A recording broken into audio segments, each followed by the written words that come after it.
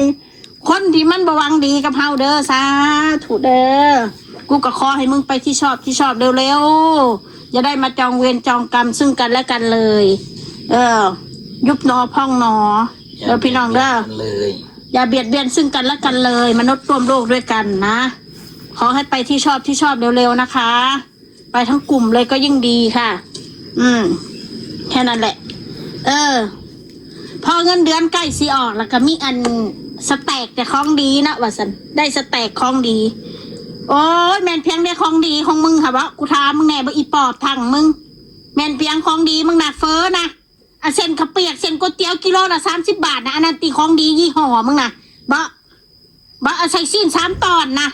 ลูกชิ้น2 หน่วยนะนั้นบ่อาหารดีมึงโอ้สงสัยมึงนี่แสดงว่าได้กินก๋วยเตี๋ยวนะมึงแสดงว่ามึงนี่กินอาหารแพงหรูหราขนาดเลยความคิดของมึง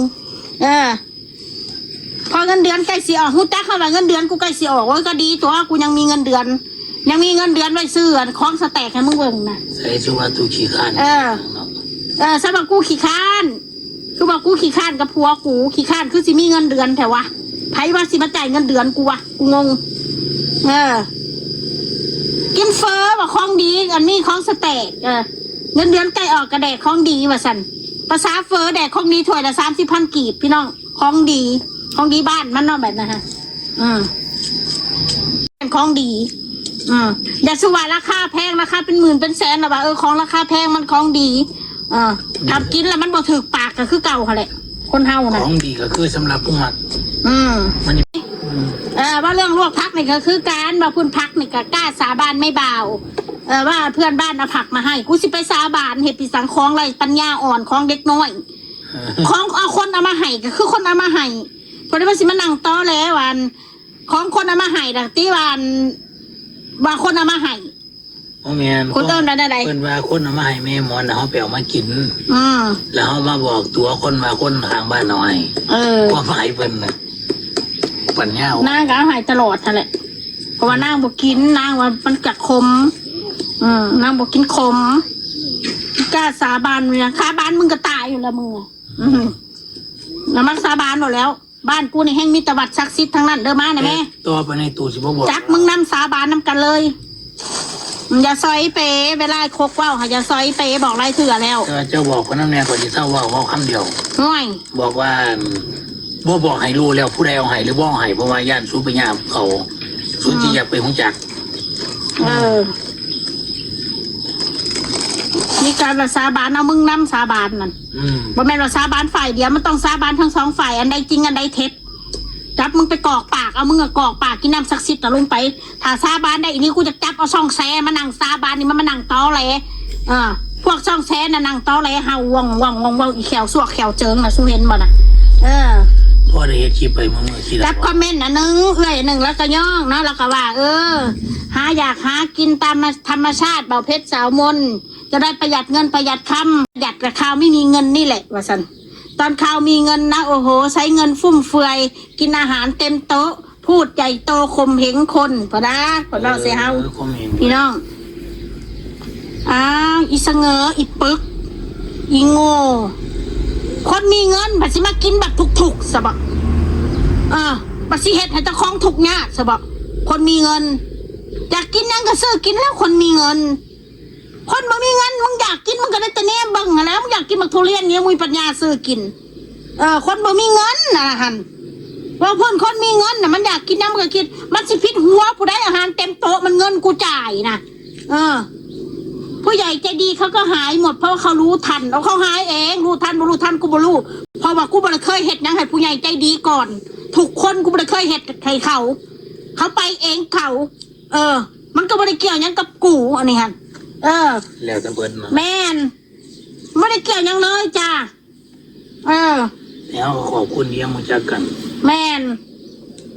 ยังมีความรู้สึกหวังดีน้ำเพลินนะผู้ใหญ่ใจดีหายหมดเพราะเขารู้ทันบะสันคนหักกันเนาะฉี่ใส่ใจจานกับว่ามิ้นกับว่าหอมตดใส่น้ำกันกับยังหอม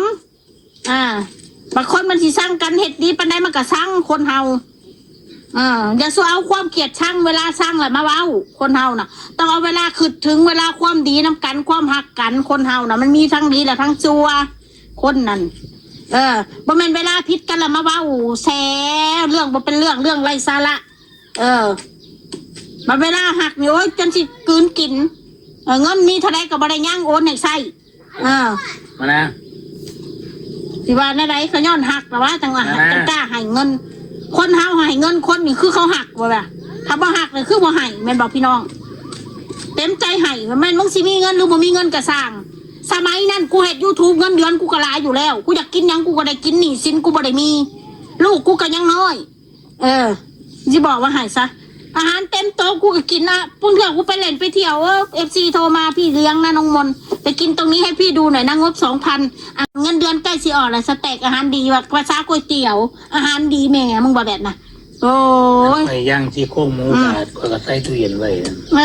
อาหารว่างกูก็อยากนอนแค่นั้นแต่คนเฮามันนอนบ่ได้นอนกับเวลานอนกับนอนเวลาเฮ็ดเวียกก็ต้องเฮ็ดแต่คนเฮาก็ต้องมีการพักผ่อนมั่ง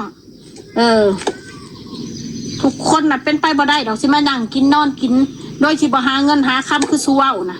มันเป็นไปได้ยากกูสิบอกว่าให้นะทุกกูนี่หาเงินแต่ผัวเมียนี่ดิ้นรนทั้งคลิปลูกคลิปผัวคลิปเมียแต่ละคลิปได้หน่อยได้หลายก็เพราะได้เตอร์สกันโฮมสกันช่องนี้ได้2 เหรียญช่องนั้น5 เหรียญช่องนั้นได้10 เหรียญมื้อหนึ่งก็ได้20 เหรียญ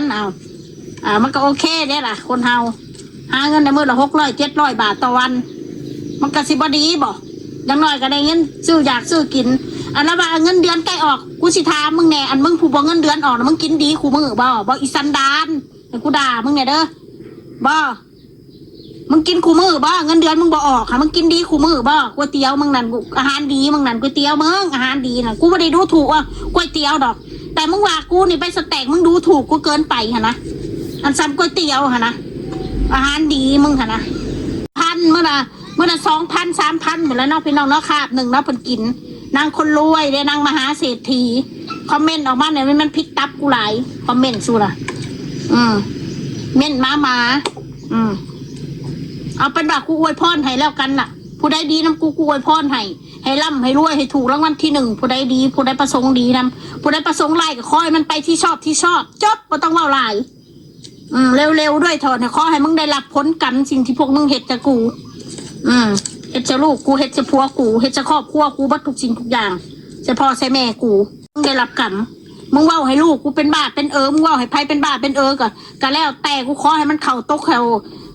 ระกรรมลำบากตกลงที่ลูกสูงจบบ่เว้าหลายเรื่องปากกูมันศักดิ์สิทธิ์เด้อกูสิบอกไว้ให้เด้อปากกูมันศักดิ์สิทธิ์เด้อ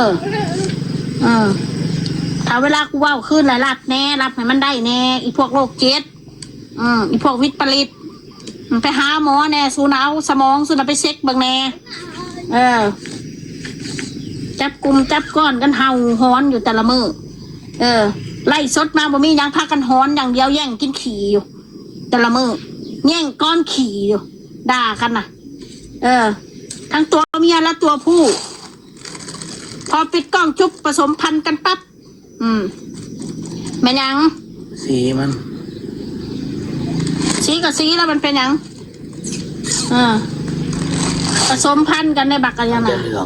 จะเป็นที่1ในคอมเมนต์หมู่นี่ป้อยคือโตนี่ได้แดกของดีๆนี่คู่มือนี่โอ้ยมึงสิรวยไปได้มึงแดกของดีมึงมีรายได้นะมึงก็เบิดคือเก่าได้เงินเราบอกไว้ให้ซะเด้อคู่มือนี่กูมีบทเรียนแล้วต่อให้กูมีเงินกูก็ประหยัดคือเก่ากูหั่นแหละแทน